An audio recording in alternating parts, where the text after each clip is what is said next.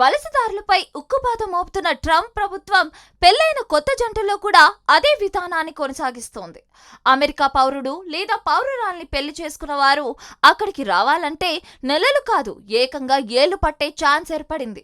ఇది కూడా అనేక పరీక్షలు, ఇంటర్వ్యూలు దాటుకుని సక్సెస్ అవుతేనే ఈ అవకాశం దక్కుతుందని అధికారులు చెబుతున్నారు.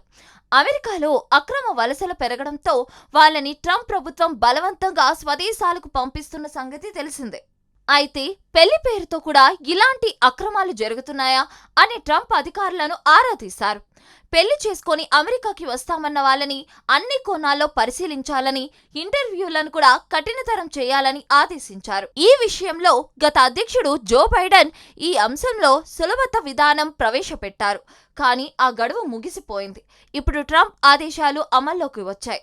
అమెరికా పౌరుడు లేదా పౌరురాల్ని పెళ్లి చేసుకున్న వాళ్ళు ఇంటర్వ్యూను ఎదుర్కొనేందుకు పలు అంశాలపై ఫోకస్ పెట్టాలి. వాటిని సమర్పిస్తేనే అధికారులు దీనికి వేగంగా పర్మిషన్ ఇచ్చే ఛాన్స్ ఉంటుందట.